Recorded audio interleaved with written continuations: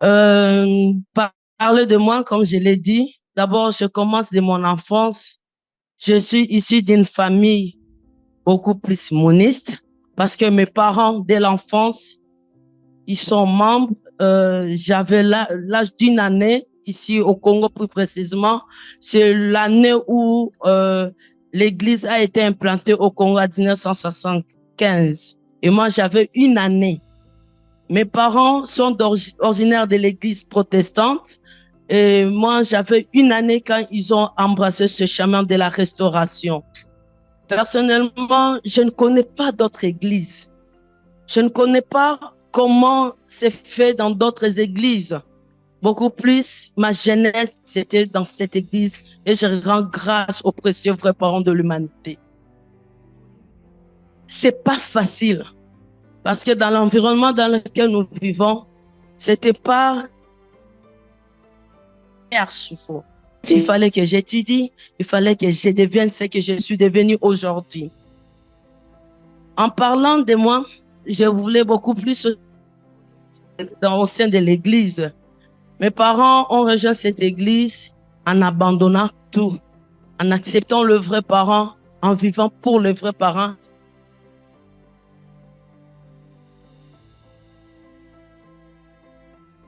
À l'époque, on appelait foyer église. C'est là où on éduquait les gens, où on prenait tout le monde qu'on trouvait à la rue pour qu'ils puissent découvrir le vrai parent. C'était dans cette ambiance que nous avons grandi. Ne connaissant pas vraiment le fond de cette église, ne connaissant pas vraiment le fond, c'était comme ça, comme vraiment dans l'aveuglement que nous avons grandi. Il fallait faire la promesse, il fallait prier, il fallait partir à l'église. Mais personnellement, ça je l'ai dit, j'ai découvert le précieux vrai parent, c'est pendant que nous savons vraiment assister ou bien participer au séminaire de 7 jours à Kimwala. C'est là où nous avons compris la valeur intrinsèque de nos précieux vrais parents de l'humanité. Et j'en suis très fier. Les vrais parents, ils sont le Messie. Les vrais parents ne sont pas des personnes imaginaires. Parce que nous avons vécu avec eux. Nous avons vu comment les choses ont changé grâce aux vrais parents. Ils nous ont dit seulement un mot, de pouvoir accepter, de mener cette vie, comme moniste, de mener cette vie, enfin, de devenir une grande personnalité. C'est tout ce qui m'était dans mon esprit. En bon, si je suis le vrai parent, je deviendrai une grande personnalité. C'est tout ce qui m'a beaucoup plus attiré, à condition de suivre ce que le principe nous demande. Vraiment, après le séminaire, il y a eu un moment parce que j'étais encore très jeune à l'âge de l'adolescence. C'était à ce moment-là où il y a eu même cette conviction. Je remercie encore le leader qu'aujourd'hui nous appelons le révérend Kadima, parce que c'est lui à ce moment-là qui était notre orateur de ce jour. Il nous a dit de faire une promesse aux parents célestes. Si nous acceptons de vivre ce que le vrai parent nous demande, nous deviendrons des personnes dignes et des personnes qui ne vont jamais être dessus dans la vie. Alors, c'est cette vocation, c'est cette détermination que moi, personnellement, j'avais eue pour dire que je ne décevrai jamais le vrai parent. Nous étions si nombreux, je vous dis, à l'époque où les parents ont rejoint cette église. Malheureusement, d'autres ont succombé. Je ne sais pas, par manque de foi, par rapport à l'environnement, par rapport à tout ce qu'ils ont connu dans la vie courante.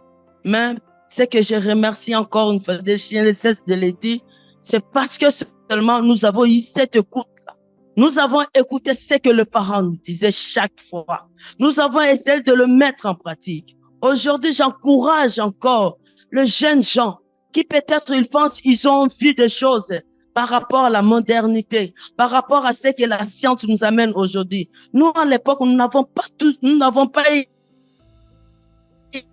tout ce que les jeunes ont aujourd'hui, mais nous avons pu tenir le bout. Nous avons pu essayer de vivre ce moment-là parce que nous avons cru aux vrais parents. Le croire ne suffisait pas parce qu'il y avait un chemin qu'il fallait suivre. Ce chemin, c'était avec l'objectif un jour de devenir couple béni. C'est ça maintenant la détermination. Parce qu'on parlait des enfants bénis. Nous n'étions pas enfants bénis. Nous étions enfants Jacob.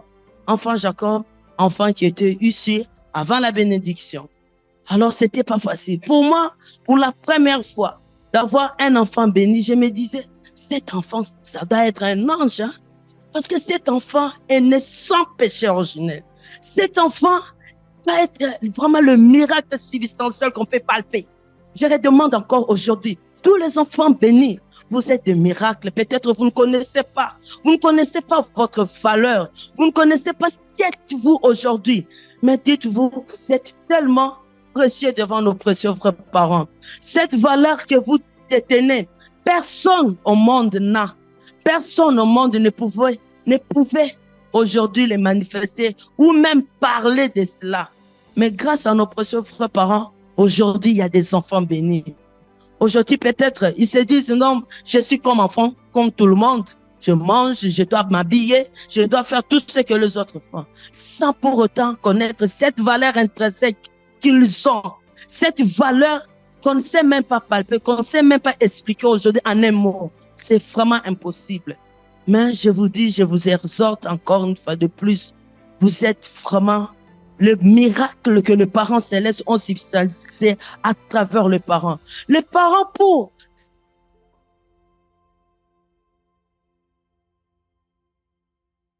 ce n'est pas facile. Ce n'était pas facile. Il y a d'autres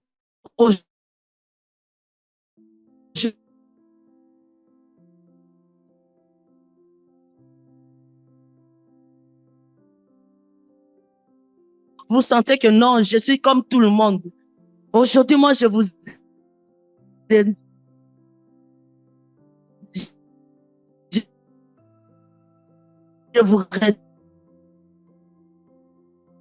demande encore de devenir enfant béni, malheureusement. Mais c'était pas fini. Parce qu'il y avait un processus à suivre. Ce processus était un jour aussi devenir couple béni. Il fallait étudier. Le parent, je vais parler maintenant de côté évolutif. Il y avait le parent qui demandait à ce que nous puissions quand même avoir le diplôme d'État, ainsi de suite, pour qu'un jour nous puissions être aussi utiles dans la société. Je n'ai pas dit que ceux qui n'ont pas eu de diplôme ne sont pas utiles, mais quelque part, il faut savoir lire, ainsi de suite. Quand nous avons eu notre diplôme, c'était même la période dans laquelle, en 1997, que nous avons su introduire notre dossier de matching. Par contre, je vais dire, mon partenaire, là où il était, il a introduit plus de 5 fois le dossier et il n'a jamais été béni. Jamais, je vous dis. Et tout le monde qui venait, même après lui, recevait la bénédiction. Mais lui n'avait jamais été béni. La seule raison est que la bénédiction, ce n'est pas quelque chose de moindre. Aussi longtemps, nous avons notre façon de concevoir les choses. On s'est dit, non, moi, je dois attendre. Il faut que je fasse ceci. Ou il faut que je fasse cela. Les vrais parents, ils avaient et ils ont leur façon aussi de voir les choses. Le jour où moi, j'ai accepté d'introduire le dossier pour devenir couple béni, c'était le jour où mon partenaire a été aussi béni.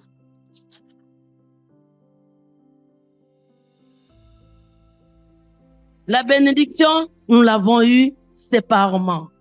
Moi, j'étais au Congo central et lui, il était au Kasaï plus précisément. C'était comme ça que nous avons reçu cette bénédiction. Aujourd'hui, nous avons tous les réseaux sociaux possibles qui permettent à ceux que, dès que vous avez la bénédiction, même après 5 minutes, vous pouvez causer avec votre partenaire. Malheureusement, pour nous, ce n'était pas le cas. La technologie ne nous permettait pas. Il fallait partir à la phonie. Il fallait écrire des lettres. Vous pouvez même attendre une lettre après 1 mois.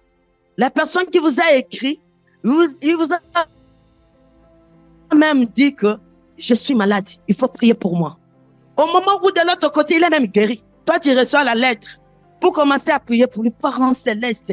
Faites de sorte qu'il puisse être guéri. Parce que c'est lui la porte de mon royaume. S'il est malade, moi aussi je deviendrai malade. Ce sont des genres de prières que nous avons.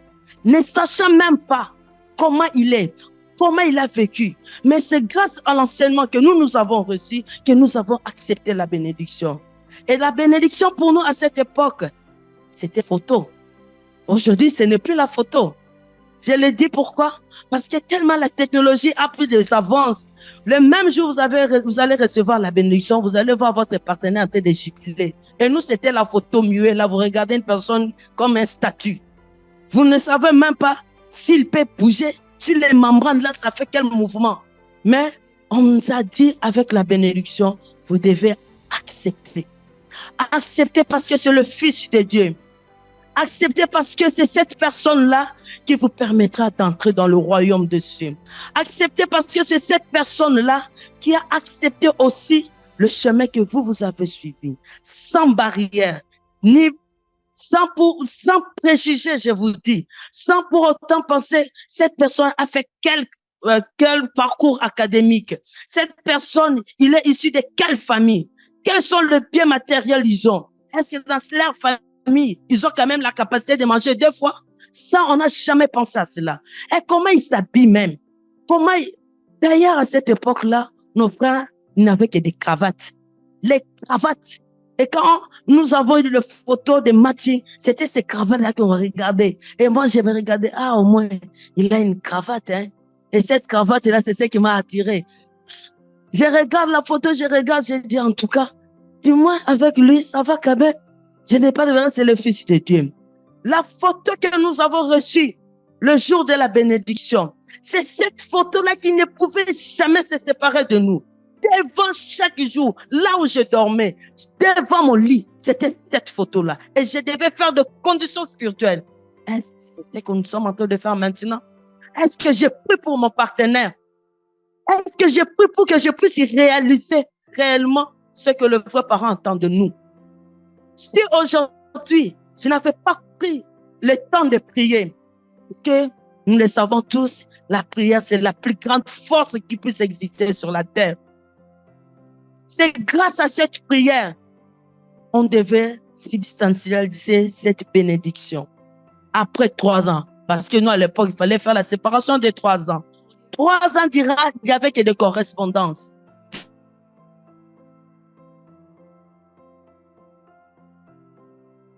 Ils vous rencontrent, mais j'ai vu ton partenaire. De l'autre côté, là, on va dire, j'ai vu ton partenaire.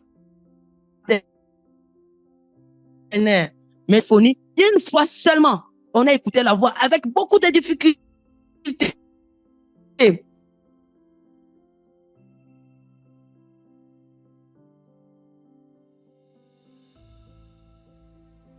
On devait traverser rien que ces sons-là. Alors je vous dis, je n'ai pas dormi ce jour-là. La première fois d'écouter la voix de ton partenaire, je n'ai pas dormi. J'étais en train de dire, parent céleste, c'est cet homme-là. C'est cet homme-là qui va briser tout ce que j'avais dans mon idée. Je veux l'écouter. Ne serait-ce l'écouter cette fois-ci. Et avec la phonie, allô, à l'écoute, allô, il n'y avait pas de secret. Parce qu'aujourd'hui, là, vous avez la capacité, vous écrivez même en vous cachant. Maintenant, là, c'était tout le monde vous écoute, tout ce que vous dites. Comment ça va? Ça va bien. Il faut parler peut-être. Bon, on dit Alpha Kingo, là, c'est coupé. Il faut attendre pendant 2 heures pour écouter encore. C'est cette expérience que nous avons vraiment traversée. Le plus important dans tout ça, c'était le jour de notre première rencontre. C'était pas facile parce que c'était ici au centre national venant de Mbujimaï jusqu'à Kinshasa. Alors, quand il est arrivé, il s'est décidé de venir me voir là où j'habitais à Pigeon. Grandi dans cette famille, et ainsi de suite, il fallait qu'il vienne, il s'est décidé. En tout cas, il faut que je voie ma partenaire. Ce jour-là, je vous dis, j'étais inspiré, je me suis levé, je me suis réveillé, j'ai fait l'entretien dans la maison avec les cheveux antennes, rappelez-vous, les filles le matin. Les cheveux comme ça, avec les fils, tout ça. Vraiment, c'était vraiment l'inspiration divine. Et pourtant, lui, il était déjà à quelques mètres. Je vois quelqu'un toquer. Moi, il fallait quelqu'un là ouvrir. Je vois les gens venir, je dis, qui c'est ce monsieur-là? Je regarde, bon, je n'avais même pas osé. Quand il est venu, c'était pendant la période. Je ne sais pas, il faut qu'il le dise. Sinon, je peux beaucoup parler. Ok, merci beaucoup. Alors, quand il est venu, il y a le frère, parce que nous étions dans la famille Campidens, quand il est venu, on n'est pas tout ouvert la porte. Le sachant bien que j'étudiais à l'UPEN, là, j'avais commencé l'université. Il me dit, hé, Mimi, qu'est-ce qui se passe?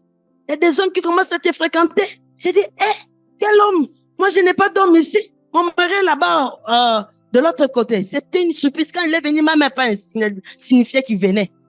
Alors, c'était comme ça. Parce que d'abord, il n'y avait même pas de phonie. Il y avait des lettres impossibles. Il s'est décidé de lui-même de venir. Pour lui, il a déjà calculé. Maintenant, c'est 3 ans. 3 ans, c'est fini. Il faut que je voie mon partenaire. Je suis venu ce jour-là. Je le vois. Je regarde. Et là, il y avait déjà des mamans qui étaient tout autour, comme ça, à faire des rannées. Mais Mimi, qu'est-ce qui ne va pas? Toi, tu sais que tu es matière. Je dis, je sais. Mais qui sont ces hommes-là qui venaient? Je dis, je ne connais pas, je ne le connais pas. D'ailleurs, moi, je n'ai jamais donné l'adresse là où j'habitais. Parce qu'à l'institut là où j'étudiais, je leur disais toujours, moi, j'ai un partenaire, j'ai un mari. Toi, ton mari, là, tu parles, on l'a jamais vu. Et c'était pour moi la protection au niveau de l'université. Parce que tout le monde qui pensait qu'il pouvait même parler de n'importe quoi sur moi, je leur disais que je suis fiancée. Et c'était pour moi la plus grande protection. Parce que tout ce monde-là qui venait peut-être essayer de dire quoi que ce soit en ma personne, ça veut dire, non, laissez celle-là, elle est déjà fiancée. Et le jour où ils sont venus, quand je les regarde à la fenêtre, je prends la photo, je regarde, je dis, ça me passe, mais pourquoi il m'appelle? D'ailleurs, c'est pas lui. Le fait Papa Vandoun, qui est aussi aujourd'hui dans le monde spirituel, c'est lui qui a dit non. Il s'est présenté, on l'a accueilli après. En tout cas, allez l'appeler. Il m'appelle, moi, je ne le connais pas. Imaginez, c'était pour la première fois. Et quand je l'ai vu, j'ai regardé. Lui, il était déjà, parce qu'il était sûr que c'était moi. Il n'y avait pas d'autres personnes. Regardez toutes les sœurs, il y avait plusieurs sœurs. Elle savait que c'est celle-là. Et moi, quand je l'ai vu, déjà la famille me disait de pouvoir faire Kiombe.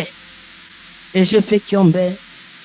Je dis, ah, mais Kiombe, là, j'ai fait ce monsieur-là.